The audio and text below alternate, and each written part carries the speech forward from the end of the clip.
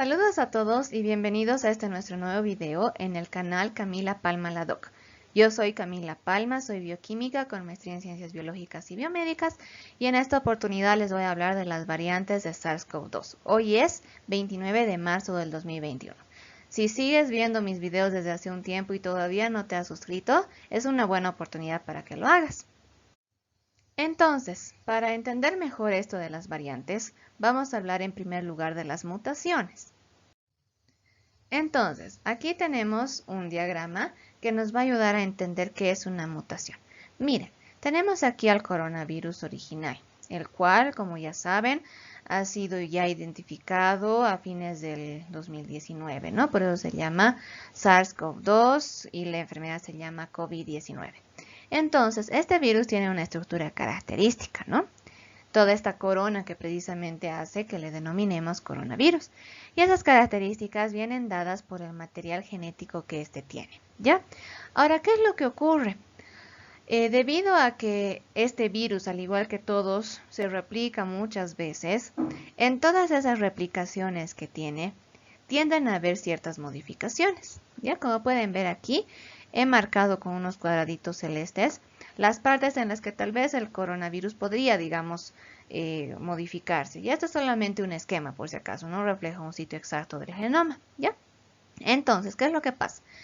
Estos sitios van a llevar a la codificación de la estructura externa, como les digo. Así que si hay un cambio, también puede existir un cambio en la estructura externa del coronavirus. Si ustedes son observadores, se van a dar cuenta que esta versión de aquí, que sería la versión mutada, como les digo, simplemente es un diagrama, no significa que así se vea, tiene ciertas modificaciones, ¿no? Aquí en la proteína espícula especialmente, ya que se ha visto que es el principal lugar donde están ocurriendo estas mutaciones. Entonces, considerando esto, podemos llegar a una definición. Una mutación, entonces, es un cambio en la secuencia genética del virus que va a llevar a cambios estructurales, ¿ya?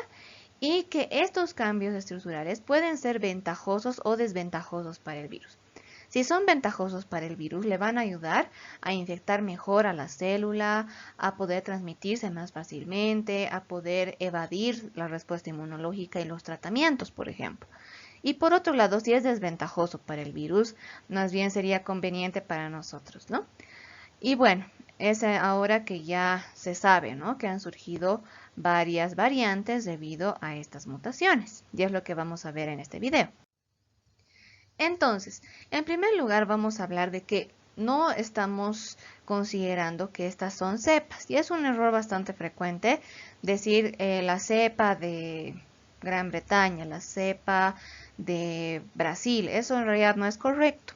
Lo correcto es decir variante, ¿ya? Porque en realidad las variantes sí tienen estas modificaciones genéticas acumuladas, pero no llegan a ser en tal magnitud como para que sea una nueva cepa, ¿ya? Entonces, la CDC lo que ha hecho es clasificar ese tipo de variantes según su gravedad, digamos así, ¿ya? Ahorita van a irme entendiendo mejor. En primer lugar tenemos a las variantes de interés. ¿Eso qué significa? Estas variantes de interés son aquellas que se ha identificado que tienen características genéticas y estructurales que estarían relacionadas con ciertas características, ¿ya? Dense cuenta que estoy hablando de que tiene características que podrían ser, ¿no ve? Así que entonces, dentro de estas variantes de interés, ¿cuáles son esas características? Estas variantes tienen cambios en el sitio de unión del receptor. Y eso significa que no se olviden que la proteína spike es como la manito del coronavirus que se agarra a la célula y le infecta, ¿no? Así que si hay un cambio en la unión de este receptor, es posible que la mano haya sido perfeccionada. Es como una llave mucho más refinada, digamos, que ya puede hacer que el virus entre mucho más fácilmente, ¿ya? Por otro lado, estas variantes de interés se caracterizan por tener posiblemente una reducción de la neutralización por anticuerpos generados tanto durante una infección como la vacunación. Hemos estado hablando mucho de vacunas y sabemos que estas producen anticuerpos, ¿no? Contra el coronavirus. Así que estas variantes de interés podrían tener una menor afinidad por estos anticuerpos que habría producido la vacuna, ¿no? Por otro lado, menor efectividad de tratamientos o vacunas, ¿no ve? Fallas en la detección diagnóstica también se podría apreciar en estas variantes de interés, que son más transmisibles y la enfermedad podría ser más severa. Entonces, todo esto conduce a que estas variantes de interés tengan que ser tratadas con más cuidado, ¿no? De que posiblemente se tengan que reducir la movilidad de las personas de un país a otro, aumentar las medidas de restricción, etcétera, ¿no? Así que, ¿cuáles son estas variantes de interés? Las variantes de interés que tenemos son la variante de Nueva York, dos variantes de Nueva York en realidad, la B1526 y la 1525, y la variante brasilera P2. Ya esas son las variantes de interés. Ahora, ¿cuáles son las variantes de preocupación? Ahora, estas variantes de preocupación se refiere a aquellas variantes que ya se ha demostrado que tienen estas características mostradas aquí. Ya se sabe que son más transmisibles, se sabe que causan una enfermedad más severa, se sabe que la neutralización por anticuerpos, ya sea por una enfermedad de COVID previa o por la vacunación, está disminuida esta afinidad de estos anticuerpos neutralizantes contra este nuevo virus, o sea, esta variante. Por otro lado, se ha demostrado que tiene menor efectividad de tratamientos o vacunas, lastimosamente, y se ha demostrado también que pueden haber fallas en la detección diagnóstica, ¿ya? Estas variantes de preocupación son las más importantes porque son de las que todo el mundo habla y de las que hay más preocupación, para la redundancia, pero como les digo, todas esas características, a diferencia de las variantes de interés, ya están confirmadas. Entonces, estas variantes de preocupación son las siguientes: la variante británica B117, la variante japonesa brasilera P1, la variante sudafricana B1351 y las variantes californianas B1427 y la B1429. Finalmente, tenemos variantes de alta consecuencia. Ahora, este tipo de variantes son muchísimo más peligrosas, digamos así, que las variantes de preocupación. ¿Por qué? Estas ya llevan tácitamente a fallas en la detección diagnóstica. Igual, la reducción de la neutralización por anticuerpos generados por vacunación previa es totalmente evidente. Igual que la menor efectividad de tratamientos y vacunas, y la enfermedad es sin duda más severa. Hasta el momento, ninguna de las variantes que tenemos en el grupo de variantes de preocupación ha subido a considerarse variante de alta consecuencia. Y eso no lo digo yo, eso lo dicen los de la CDC en este informe que les estoy exponiendo. Entonces, vamos a ir empezando a hablar de las más importantes. Primero de la variante británica B117, que es la primera variante en realidad que se ha encontrado del COVID. Se piensa que esta variante en realidad empezó a circular en septiembre del 2020, ¿ya? Y la identificación oficial ha sido realizada el 21 de enero del 2021. Como pueden ver aquí, tenemos un mapa. Aquí está la fuente bibliográfica para que ustedes puedan entrar y ver. Constantemente se está actualizando, como pueden ver aquí. Cada martes se actualiza. Así que aquí pueden ver, ¿no? Por ejemplo, la B117, que es la británica, en qué países ya se ha confirmado su presencia, ¿no? Ahora, ¿cuáles son las características de esta variante? Lo que sabemos es de, como dijimos, en primer lugar, las variantes se originan por mutaciones en la cepa original, ¿no ve? Así que, ¿cuáles son esas mutaciones? Se ha visto que ha habido una deleción. ¿Eso qué significa? Esta deleción significa que una parte de ese segmento genético, ¿se acuerdan ese como esa curvita que teníamos dentro del coronavirus, ¿no ve? Una parte de eso se ha suprimido, se ha borrado. Y eso puede llevar a un cambio conformacional de la proteína Spike. Si nuestra mano era así como ven ahora, tal vez se ha vuelto así. Es una explicación sencilla, ¿ya? Y bueno, aquí tenemos otra deleción. Y tenemos también modificaciones o sustituciones. ¿Eso qué significa? Cada segmento del ADN codifica un aminoácido, ¿ya? Así que si se cambia un aminoácido, cambia también la proteína, ¿ya? Entonces, imagínense que aquí mi mano, ¿no? Si yo tuviera esta uña de este meñique de color negro, digamos, ya sería un cambio, digamos, ¿no? Es como para que ustedes entiendan simplemente que es una sustitución de una cosa por la otra y eso puede llevar a cambios en la funcionalidad de la proteína Spike. De estos cambios se han visto dos que son muy importantes. Este primero, que es un cambio, una sustitución en el aminoácido 501, que hace que haya este cambio en el dominio de unión al receptor. Es decir, que justo la parte de la proteína Spike que encaja con el receptor que está en nuestras células ha mutado, ¿ya? Y por otro lado tenemos esta importante que es la del sitio de clivaje. Cuando existe esta modificación en el sitio de clivaje, significa que cuando el coronavirus ingresa, tiene que romperse una proteína para que ingrese correctamente, podemos decirlo. Así que si hay un error o una mutación en este sitio de clivaje, es posible que la entrada del virus sea todavía más fácil. Esas son las principales características de esta cepa. Ahora, ¿qué es lo que han encontrado de esta cepa? Han encontrado que es aproximadamente 50% más transmisible, que probablemente lleva a una mayor gravedad porque se ha visto los casos de hospitalizaciones y tasa de letalidad. Por otro lado, se ha visto que la neutralización por terapias con anticuerpos monoclonales no llega a ser impactada muy fuertemente. ¿Qué es lo que pasa? En algunos países, en vez de introducir lo que es plasma hiperinmune, utilizan los anticuerpos monoclonales, que son anticuerpos específicos para que la persona enferma pueda combatir al virus, ¿ya? Y ahí se ha visto que no hay un impacto muy fuerte, es decir, que estos anticuerpos monoclonales siguen sirviendo para esta cepa, según este reporte, o la afectación es mínima, ¿no?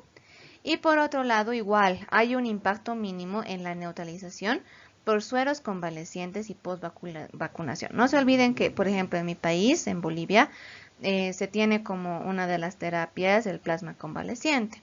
Así que si, digamos, hay una persona que tiene una variante de esta, en este caso la británica, no va a haber una afectación muy grande en la neutralización del virus con ese plasma hiperinmune, ¿ya? Que pueda ser por una persona que se ha infectado pero con una cepa de las antiguas, digamos, que no es precisamente esta variante.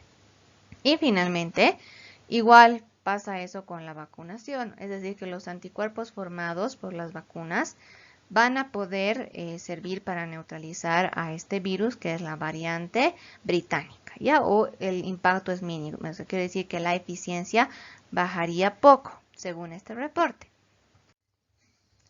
Ahora vamos a hablar de la variante sudafricana, que es la B1351. Esta se considera que ha empezado a circular en octubre del 2020. La distribución de esta cepa es, bueno, en África, naturalmente, porque se ha originado en Sudáfrica. Tenemos en Asia, en Oceanía y en Norteamérica, ¿no? No se han reportado hasta el momento casos en Sudamérica. Ahora, ¿cuáles son las características de esta variante? Tenemos que contiene puras sustituciones. A diferencia de la variante británica que tiene deleciones, esta solamente tiene sustituciones, es decir, se cambia un aminoácido por otro. Imagínense ustedes que la proteína Spike es como un conjunto de ladrillos y lo que ha pasado aquí es que se ha cambiado un ladrillo por un ladrillo o por una piedra, digamos. Eso es lo que ha pasado. Eso se refiere a una sustitución. Entonces, aquí, por ejemplo, esta sustitución se ha visto que puede llegar a afectar la unión con los anticuerpos, ¿ya? Lo cual sería inconveniente, ¿no? Tomando en cuenta que ciertas terapias como los anticuerpos monoclonales y también las vacunas producen anticuerpos, ¿no? Y si los anticuerpos ya no se unen bien al virus, no lo pueden neutralizar completamente.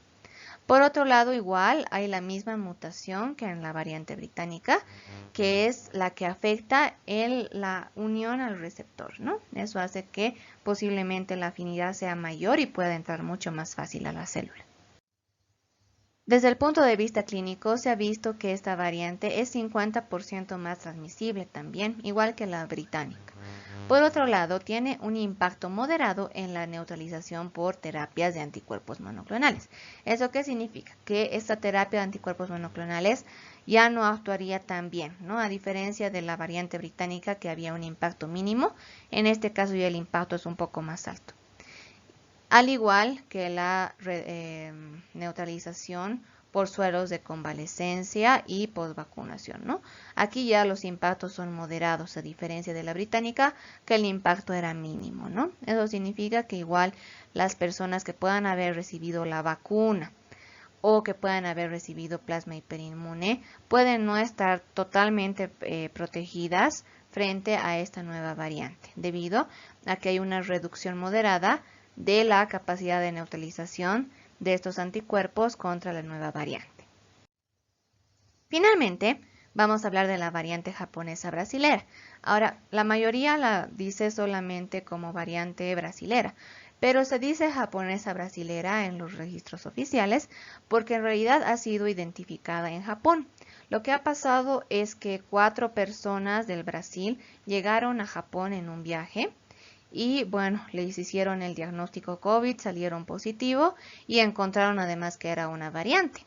Así que por eso se llama variante japonesa brasilera, ¿ya? Porque son personas de Brasil las que tenían esta cepa al principio, esas 4 personas, pero ha sido identificada en Japón. Y también se llama variante P1. Ahora, un caso muy interesante es lo que tenemos en Manaus.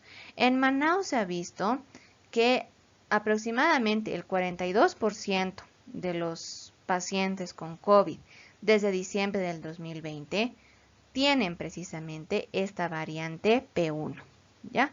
Y por otro lado, también es importante considerar que Manaus es una de las ciudades más pobladas dentro de la Amazonía, ¿ya? Tiene millones de habitantes y se considera que ya prácticamente 75% de su población ha tenido COVID, ¿no? Y es de gran preocupación que haya tanto porcentaje de esta variante japonesa en esta ciudad. ¿Cuáles son las características de esta variante? Al igual que la variante británica y la variante sudafricana, tiene esta característica de sustitución en el aminoácido 501, lo cual hace que haya un cambio en el dominio de unión al receptor. Y tiene 2 mutaciones más que están involucradas con ese cambio también. El efecto de esto es lo siguiente. Se ha visto que puede haber un impacto moderado en la neutralización por terapias de anticuerpos monoclonales, muy parecido a lo que pasa con la variante sudafricana, y que también puede haber una neutralización reducida. Ahora, esto es diferente a la británica y también a la sudafricana, porque aquí ya la neutralización ha sido reducida en forma ya más clara que en las anteriores, ¿no?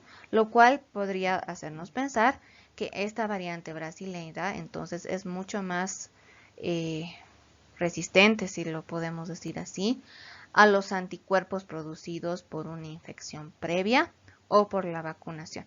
Es por eso que el control de esta variante es de suma importancia y se ha estado sugiriendo, incluso la CDC indica, que en estos casos hay que tener mayor control de la movilidad entre los países, con el propósito de evitar la diseminación de estas variantes, lo cual puede ser sumamente perjudicial, ya que como pueden ver, y es lo que me estaban preguntando también, si bien las vacunas no van a perder su efectividad al 100%, pueden disminuir su efectividad. Así que por eso hay que tomar medidas con el propósito de evitar la diseminación de estas variantes. Muchas gracias por su atención, espero que el video haya sido de su agrado. Como saben, siempre les dejo aquí mi email por si quieren hacerme alguna consulta. Muchas gracias a las personas que han estado interactuando. Realmente me hace muy feliz que puedan estar viendo los videos y puedan estarse informando e informando a los suyos sobre esto. Y bueno, también me he dado cuenta que hay muchas personas que me ven no solo desde Bolivia, sino desde otros países vecinos. Y les mando un abrazo fraterno desde aquí. Y muchas gracias de nuevo por su atención y que tengan una bonita semana.